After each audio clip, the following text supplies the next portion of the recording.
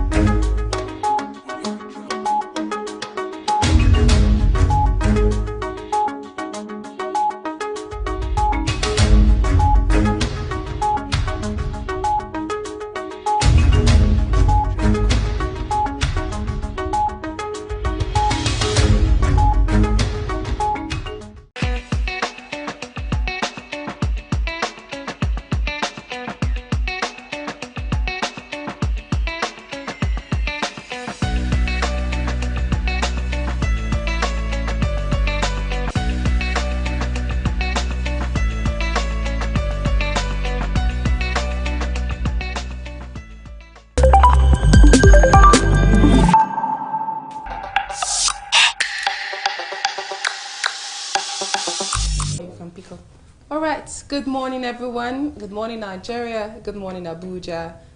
Good morning and welcome to Daybreak Africa here on television Nigerian. My name is Mercy Joe. And my name is Elvis Oga. I'd like to say a very big thank you for joining us. As promised yesterday, we are here to talk about so many important and pertinent issues in the society. Good morning, Mercy Joe. Good morning, Elvis. How was your night? Yeah, my night was okay. How about yours? Fine. At least today I asked you how your night was. You actually... Let's leave it at that. Okay. Okay. Reactions have continued to through the probe of NDDC with so many facts and news emerging from the probe or issues concerning NDDC. Yeah. We all know NDDC has been in the news for quite some time. For some reasons, Nigeria will really want to go. We would really like to get more facts concerning that. And just yesterday, we were talking about the mild drama or the melodrama that played out. Was it on Monday? Yeah, on Monday. Yeah, where the acting MD actually slumped during questioning and all. And then we saw where Akpabio was actually talking to the reps and telling them how they had some of the majority of the contracts, the lawmakers were beneficiaries of this. And then there was the other lady who was asking continuously that, what contract are you talking about? Explain to us, and then we saw the hands doing like this, and then we now saw Bajabiamila is asking, giving him 48 hours to provide names of the lawmakers who have benefited from the contracts. Exactly. Nigeria is actually keenly waiting to see the names that will be actually put forward. And you know, there's something we were talking about yesterday. Prior to the investigation, there was a report put forward from the Honorable Minister of NDDC, where he was talking about that for clarity and for people's confidence to be restored concerning NDDC, he has actually made provision to print out expenditures and every information. He has already generated data concerning NDDC, and I came across those data in some quarters last week, and I was expecting the committee probing NDDC to actually look into it and try to compare those figures put out on those reports, on those data, and then compare them with what he was actually talking about during questioning. And another issue concerning that is the issue of the acting MD that yesterday we talked about. The Speaker of House of Representatives said there might not be need for him to appear before the committee again, since he has already submitted a written report concerning all the questions he might be asked. Yeah. But yesterday we also saw that the Speaker of House of Reps was talking about, since he has been declared healthy once more, the committee retains the right to summon him if they need be, or if they see that it's a need for them to do that. Yeah, it shouldn't be out of place because it looks like a case that hasn't ended yet. So if he is well now, you know, like you were saying yesterday, one should be empathic in this situation, seeing because he slumped and what have you. But then if he is better now, if he's fine now, I think he has some more questions to answer. All right. Let's call for the video. The video yesterday, Bajamiela asking for the names of the lawmakers that benefited from the contracts from the NDDC. This is my 5th term here. I've never once collected anything from the National Assembly, and I know I speak for a great majority of members of this House. Great majority. And because of that, I will take this matter and this allegation and accusation very serious. And I will give the minister 24 to 48 hours. And clerk, I want you to back this up with a letter from this House. To give the minister 24 to 48 hours to publish the names, the contracts so given, the dates, because obviously these things will be documented. Unveil the companies of the 60% projects that were given to members of the National Assembly, failing which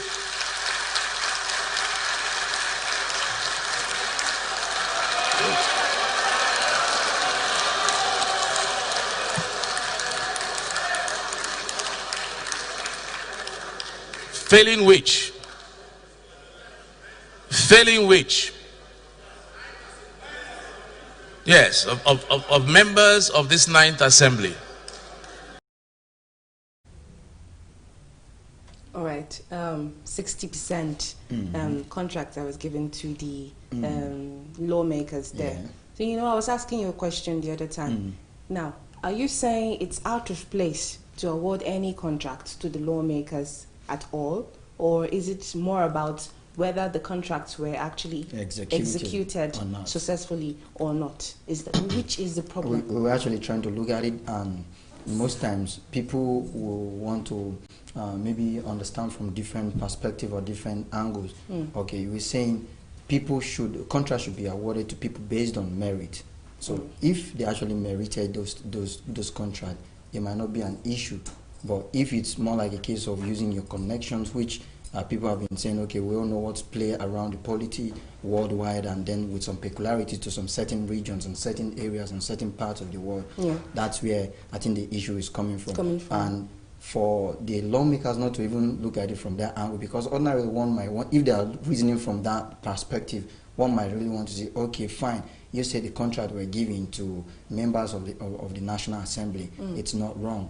And then nobody tends to look at it that way. So maybe they are trying to tread carefully not to incur the wrath of Nigerians when Nigerians get to see that, okay, this is more like people who have been laboring, or people who might do this thing more successfully and more prudently, are not given the chance to do them. Because there are lots of gray areas here and lots of questions here. Because it means, first of all, which committee is responsible for actually making sure that whoever this contracts are awarded to are people who are going to make sure it's executed? That's already one angle. So to me, it looks like, irrespective, everybody here has a case to answer. I mean, under whose watch did this contract got awarded, or it was given to this particular lawmakers? Now, who was monitoring that these lawmakers made sure this contract actually went? That's if at all truly the contract were given to the lawmakers. But then that's something that they still have to prove later on. I mean, 48 hours will soon elapse, and then you see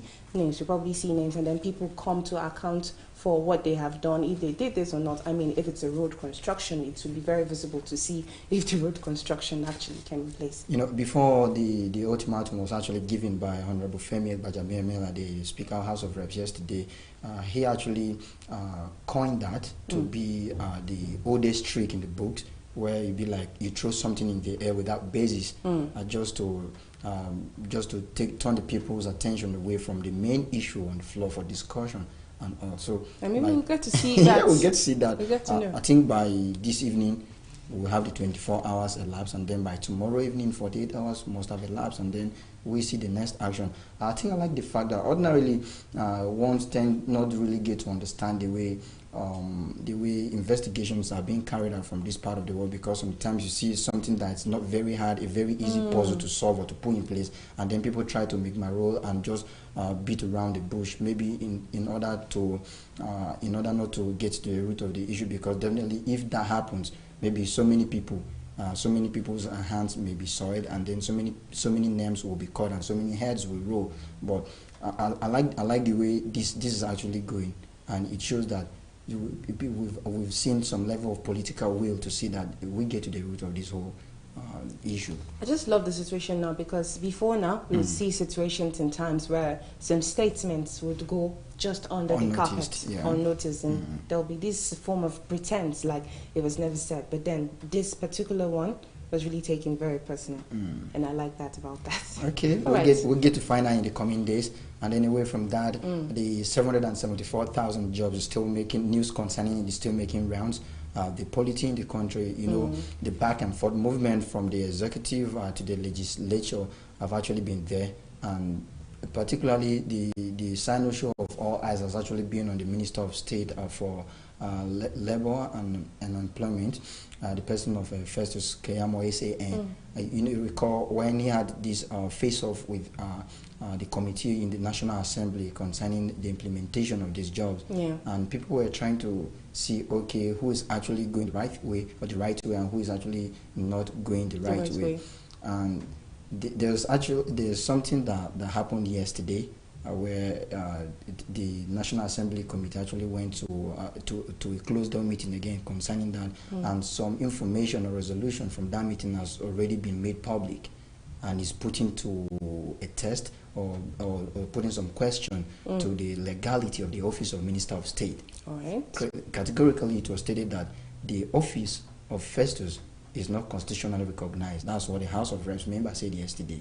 And somebody's asking, and this same National Assembly sat down to interrogate this man and then see that he has passed to become a minister. So what are we saying? And then again, they have this other thing to say. It's not constitutionally recognized. Normally, it's like they always have questions to ask around these things. The good thing is that they have actually directed the good thing is that they have not totally scrapped it aside or tell the president to put it on hold, because definitely that's one way of curbing or reducing unemployment to an extent. They have actually directed the National Directorate of Employment to take over the implementation of the project.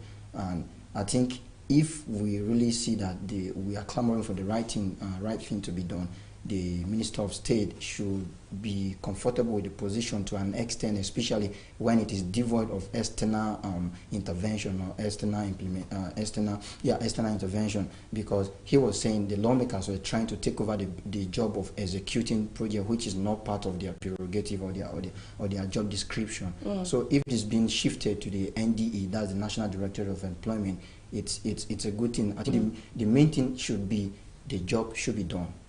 Exactly. The main thing is that the job should be done. All right, that pushes us to get more news from Susan Achin. So let's go to the news desk and get news from Susan Achin. There are a lot of false information about the coronavirus. These are the facts. People of all ages can be affected by the coronavirus. However, older people and people with pre-existing medical conditions such as asthma, diabetes, heart diseases are more vulnerable to the disease. It is not for old people alone. Gargling salt and warm water or chewing garlic and ginger cannot prevent the virus. Drinking alcohol, hot lemon, palm oil or chloroquine will not kill the virus. The virus cannot be transmitted through mosquito bites. Antibiotics do not work against the viruses. Antibiotics work only against bacteria. Boiling pineapple peels, lime and ginger does not kill the virus. Putting raw onions in rooms will not ward off the virus. Using or spraying Dettol, special oils, and water all over your body cannot kill the virus. There is no scientific evidence that cooking, drinking, or eating any of these is an effective treatment for coronavirus. Do not self-medicate and take responsibility by sharing only verified messages from health authorities such as NCDC, Federal Ministry of Health, and WHO.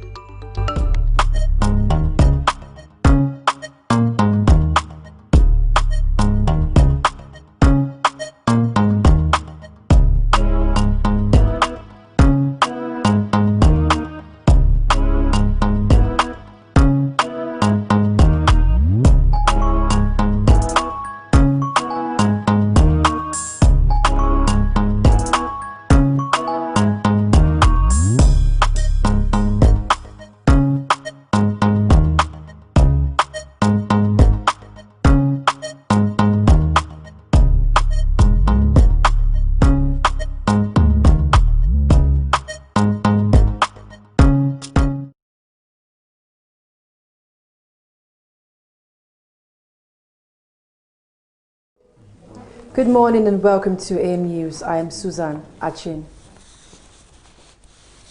Nigeria on Tuesday recorded 576 new cases of the novel coronavirus as hopes of a vaccine soared after a Chinese-made vaccine entered the final stage of testing in Brazil. A tweet via its verified handle of the Nigeria Center for Disease Control put the country's total virus load at 37,801, with 15,677 discharged cases and 805 deaths. The presidency has reacted to the call by the Senate asking for the sack or resignation of the service chiefs due to prolonged security challenges in the country. A statement by the Special Advisor on Media and Publicity, Femi Adesina, reiterated the position of the president, saying the appointment or sack of service chiefs is a presidential prerogative. He noted that President Muhammadu Buhari, in his capacity as Commander-in-Chief of the Armed Forces, will do what is in the best interest of the country at all times.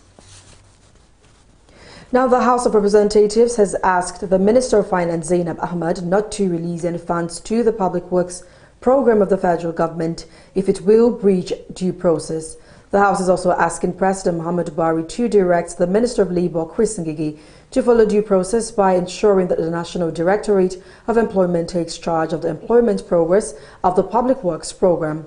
This follows a motion of urgent public importance raised by Deputy Minority Leader Toby Okechukwu on Tuesday during plenary. The Minister of Aviation, Hadi Sirika, on Tuesday said international flights in and out of the country may resume before October. Sirika reviewed this in a tweet while dismissing reports the resumption date has been set. International flights have been suspended in the country since March 23rd in a bid to limit the spread of COVID-19 virus. Domestic flights were also suspended but have since resumed in June as the country tries to roll back coronavirus-induced lockdowns. And on to the entertainment scene. Despite disruptions of prolonged lockdown occasioned by the global coronavirus pandemic, the Men's Club Season 3 series is set to premiere on July 22nd, 2020, with a firm promise to do much more than excite its teeming and sophisticated audience with the adventures of four Nigerian men and how they navigate their mainly drama-filled, tumultuous love lives. Shedding light on the latest season, the corporate Amazon said the Men's Club, now in its third season completing filming, which began pre-pandemic, was a learning process itself. Cast and crew were tested for COVID-19, and when thankfully they all tested negative, were placed in residence of maximum 20 persons. And that's it on AM News. I am Susan Achin. We now go across Africa for some more news. Stay with us.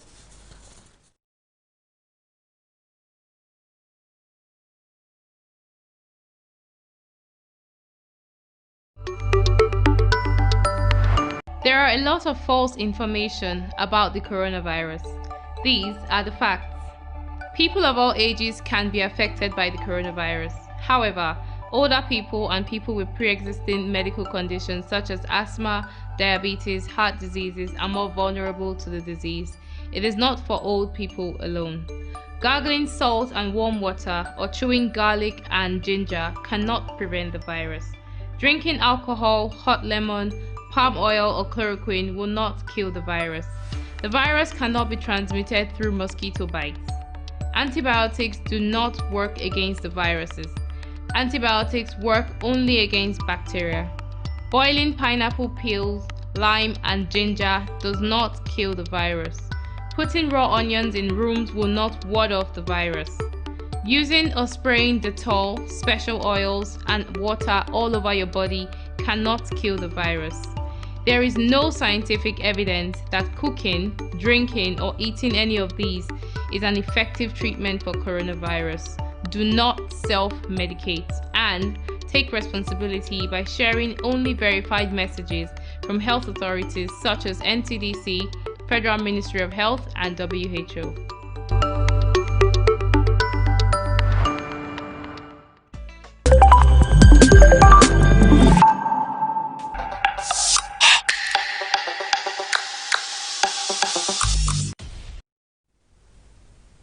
Alright, welcome back from the news desk. Right there with so many beautiful news making rounds the country. We'll now take you over to the newspaper review segment where we take a look at the headlines across national dailies. Alright, let's take a look at the This Day newspaper this morning. Alright, the headline here: Presidency adamant tells Senate fate of service chiefs. President prerogative. I had to take that slow. All right, below that, senators decry worsening security situation. Demand Oloni Sakin Buratai orders resignation. That's on page 10 and 10. Above that, CBN economy recorded $42.7 billion forex inflow in first quarter. Name legislators with NDDC contracts, House tells Akpabio. That's on page 8. I mean, we talked about that earlier in the program. Sure. And I'll take this last headline here above and below the picture nameplate. Jonathan Lords Buhari over completion of project. That's on page 5. And that does it for the This Day newspaper. All right, let's take a quick look at headlines we have from the Guardian newspaper. And just below the nameplate, 12 EFCC officials suspended indefinitely. That story is on the page 3 of the Guardian newspaper. And beside that, NLC asks federal government to reverse hike in petrol price. Bandits kill village head, 9 others in Kaduna. International flights may resume in October. And then the banner headline we have from the Guardian newspaper reads, loan recovery flops as Anchor Bora's scheme gobs 240 billion naira. Below the picture story, new twist in NDDC probe saga. You can pick a copy of the Guardian newspaper to get the details of these stories we brought your way and even more. All right, taking a look at the Business Day newspaper this morning, the big headline here, which is below the picture nameplate. CBN's burning economic outlook for Q2 deviates from consensus expectations. That's on page 30. And how to replicate Benin City gas-powered vehicle model across Nigeria. That's on page 30. And this inside story here, the third mainland bridge, 132,406 road users to be affected. That's on page 2. That's if these the number is even accurate. And looking at the population in Lagos, yes, this should just be minor. That does it for the Business Day newspaper this morning. Okay, and headlines from the Punch newspaper shows the banner headline from here is recovered vehicles auctioned to presidential villa ministries. That is coming from Magu, and you can actually check that out on the page 2 of the Punch newspaper. It says vehicles allocated to government agencies after presidential approval. Salami-led panel rejects later by suspended EFCC chairman. Okay, and above the nameplate, FG plans 4.28 trillion naira loan for proposed 12.66 trillion naira 2021 budget. That story can be found on the page 24 of the Punch newspaper. And below that, presidency disagrees as National Assembly asks service chiefs to resign. Onyema, SGF, PTF members, ministers undergo test. Akpabio giving 48 hours to name lawmakers awarded NDDC contract. And then below the picture story, we have, I'll just take these few headlines before we move on to the next paper. Oyo to repatriate 40 indigenes in Lebanese slave camps. 35-year-old man gets life imprisonment for defiling Ogun 2-year-old. And this last one here says, Jonathan visit villa, says relationship with Buhari cordial. All right, that's a cordial one there. Okay, let's take a look at the Daily Sun newspaper this morning. The big headline here, insecurity, presidency, Senate clash over service chiefs. Sack them now, senators demand. Only president can decide their fate. That's coming from the presidential aide there. And you can see the picture story here with President Muhammadu Buhari receives ECOWAS special envoy to Mali and former President Dr. Goodluck Jonathan at the State House, Abuja, yesterday. All right, below that picture nameplate, NDDC, Biaja Bimela gives Akpabio 48 hours to expose contractor lawmakers. That's on page 6. PDP desperate to sabotage, frustrates forensic audits. That's coming from the APC. Lawmakers query delay on second Niger Bridge Road project. Above the nameplate, COVID-19. Anambra names 5 high-risk local governments. That's on page 27. There's this story below the picture nameplate. 774,000 jobs. NAS, Keyamo return to trenches. Lawan, Biajabiemila failed to secure Buhari support. That's on page 6. And you can get the hold of that story and many more on the front newspaper of the Daily Sun. And that does it for the Daily Sun this morning. All right, and then a quick look at the Nation newspaper reviews the following headlines. The big bold headline we have from the Nation newspaper is still talking about the 774,000 jobs alongside service chiefs with the caption, Service chiefs, 774,000 jobs, lawmakers take on Buhari.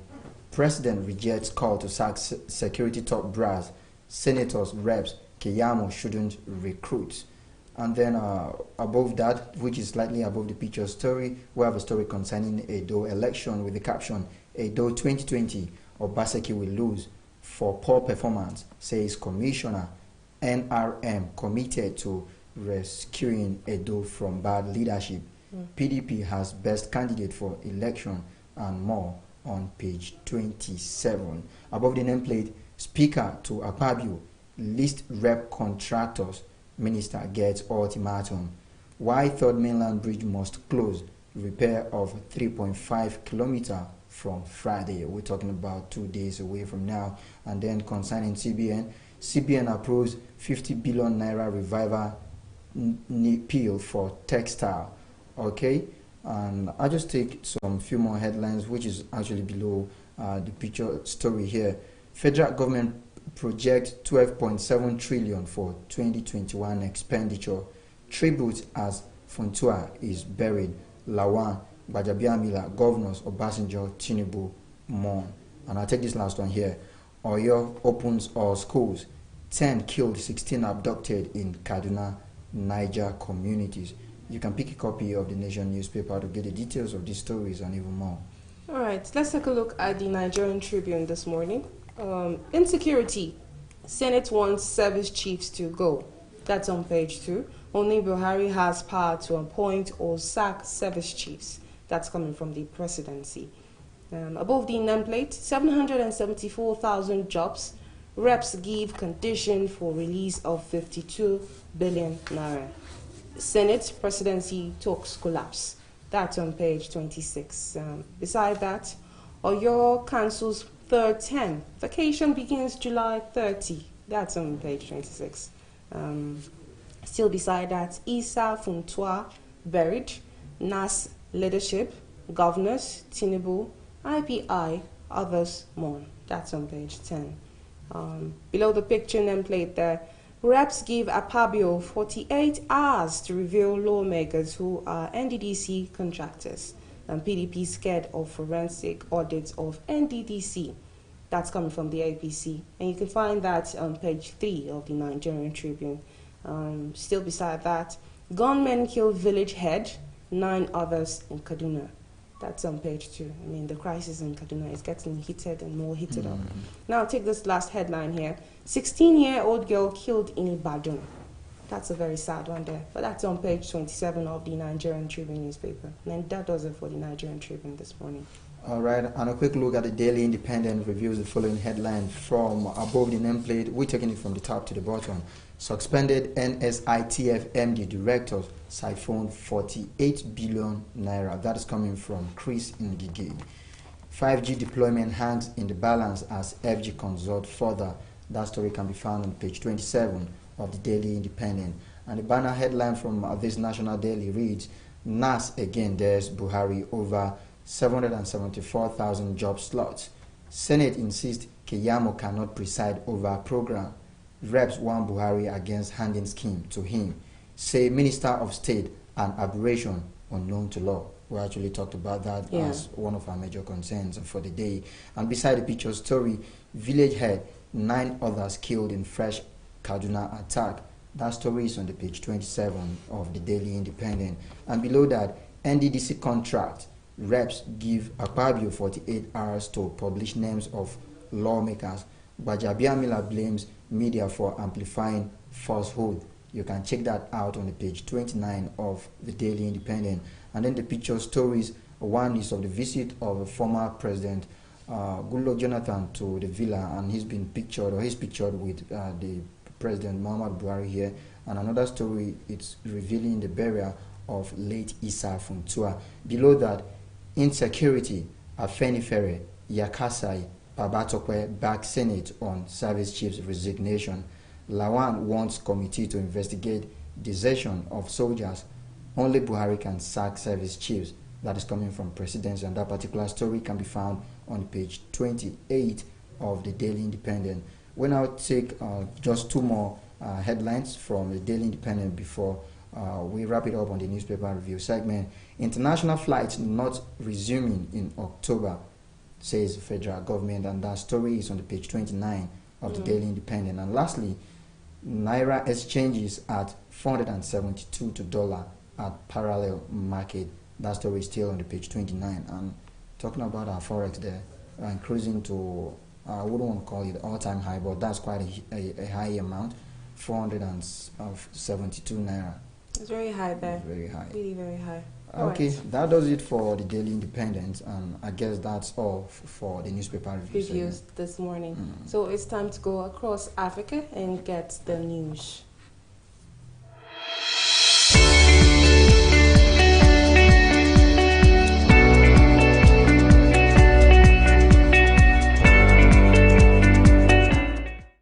Welcome to News Across Africa on Daybreak Africa.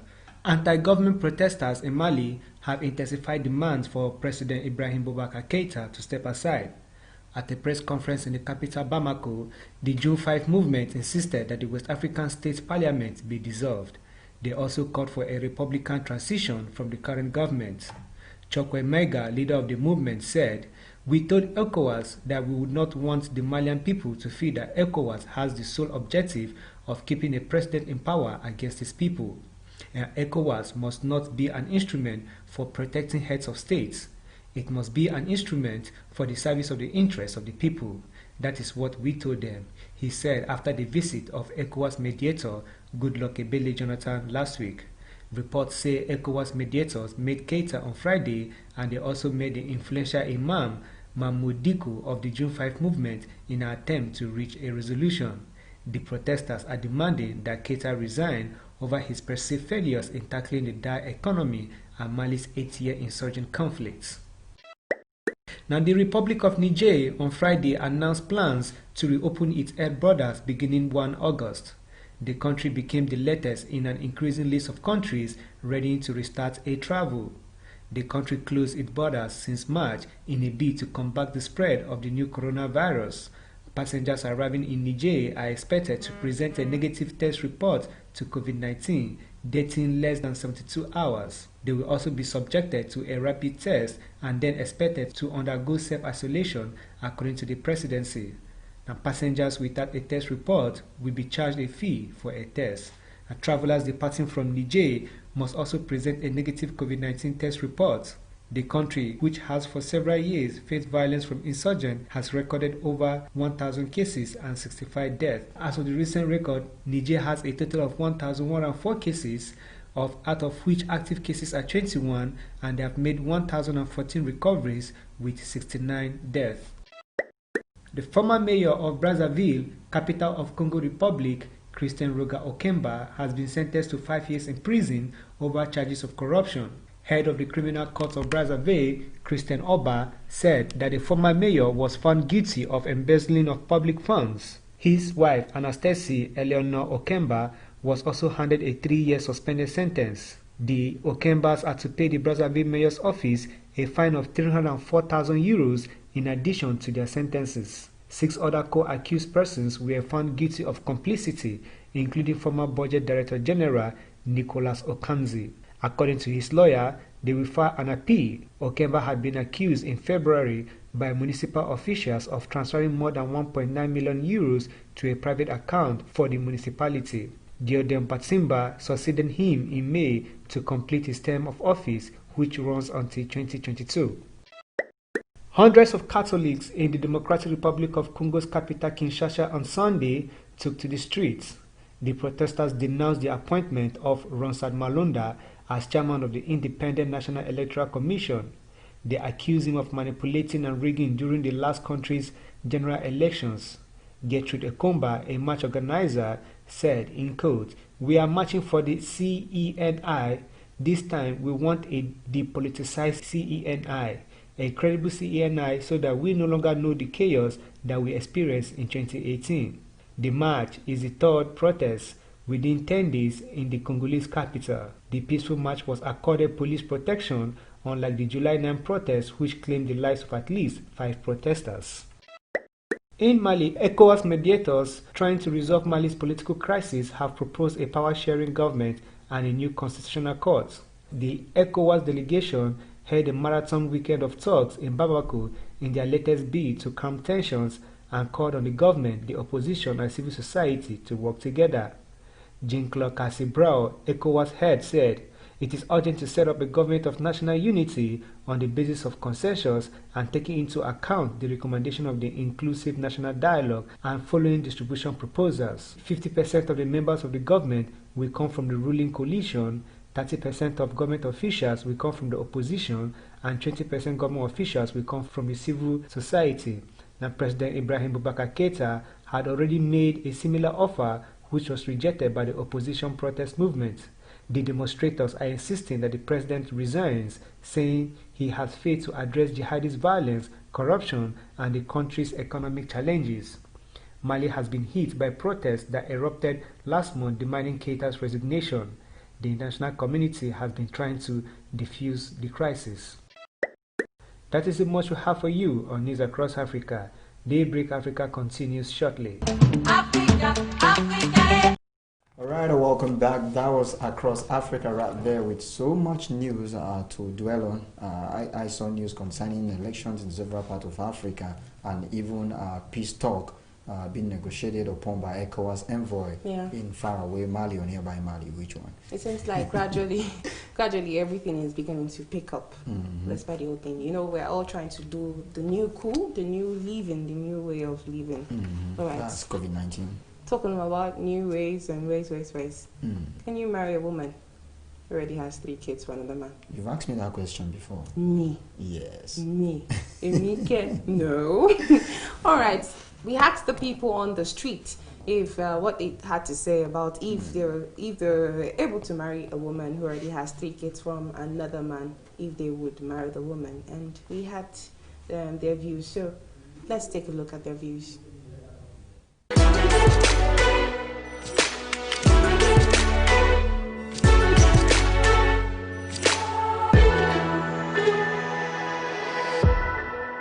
I don't think I can marry a woman that already has 3 children. Reason being because that would be too much additional responsibilities, and it doesn't just even sit well with me at all. No, it doesn't.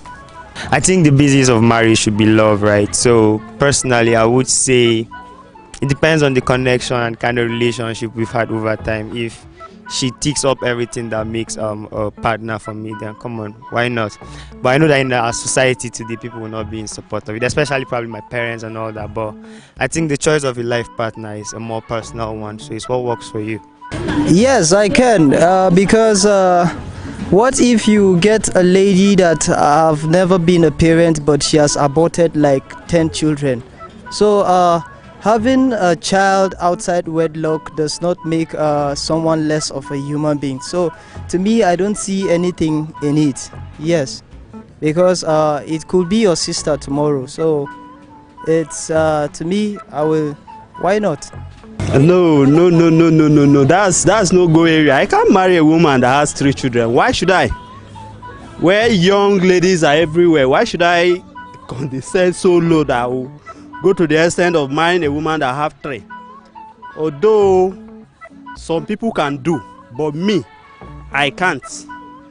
Based on the fact that a woman that has 3 children, a lot of things, maybe he has, I don't know the reason why he left the previous husband. So there's no reason, or even if it is that the husband died, I don't even know the reason why the husband died. So I can't. My answer is in the negative. My reason is that one, my religious belief. I believe in pure stock.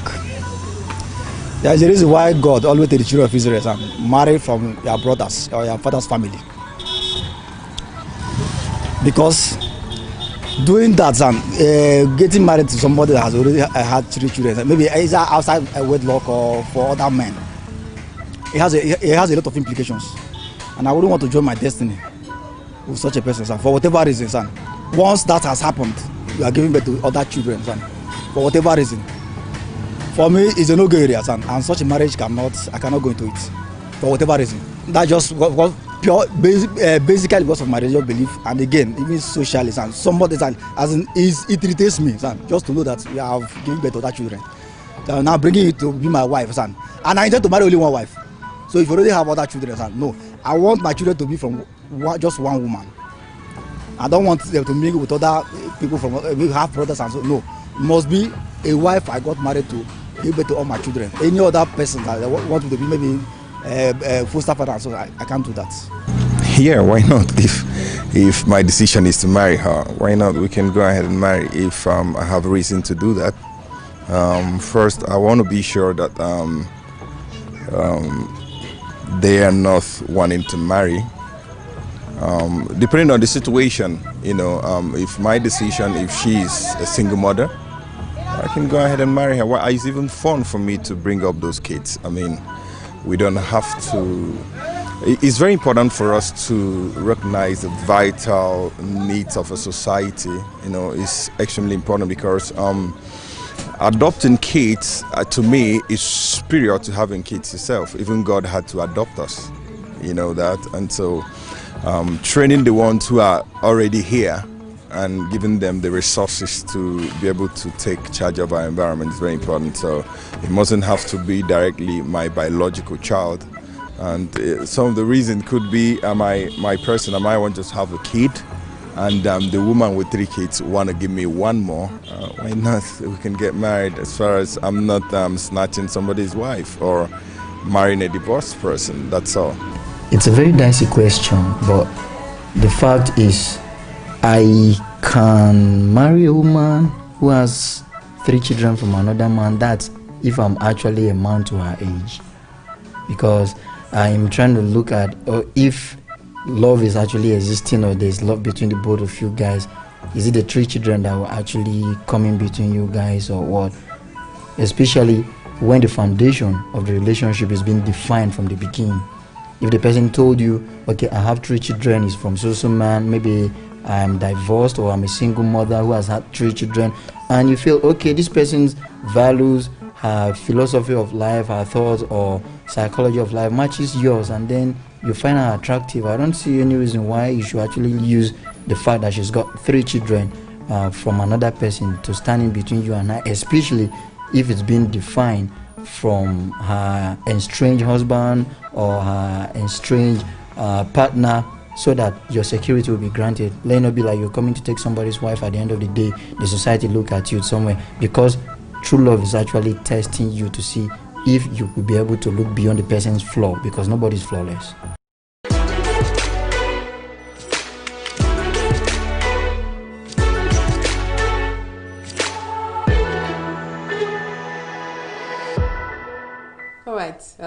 My partner there said, if you find her attractive, I see no reason. If you find her attractive, you love her, you damn the whole other things. Love is really about seeing the person's flaws. Very importantly, you guys need to be compatible. True. If your ideas if and all of that philosophy is there, matches. why not? Why saying because she already has kids? And someone said something about if the person has already had probably 10 abortions and the person had tried to give birth out of wedlock, what's now the difference? Is it because she didn't know this one? Well, there are many things there. But then the most important thing is that if a woman already has 3 kids from another man, and someone else wants to marry her, the society tends to see it in a way that that person will never find happiness again, she'll never find love again. But these things happen. Lots of views are very open these days. People have different reasons why they marry people. I was telling you before the program, I tell you, we have lots of people. A man can actually say because he loves her, that's why he's going to still marry her. And the other man said something about everybody being children of God or something like we are all. He said that he feel it's more okay to raise adopted kids. Yes. Than the one you give birth to. Like then he liken it to God adopting everybody to be his child. Then the other man saying he wants all his kids to come from one man and one woman. Jesus, one woman.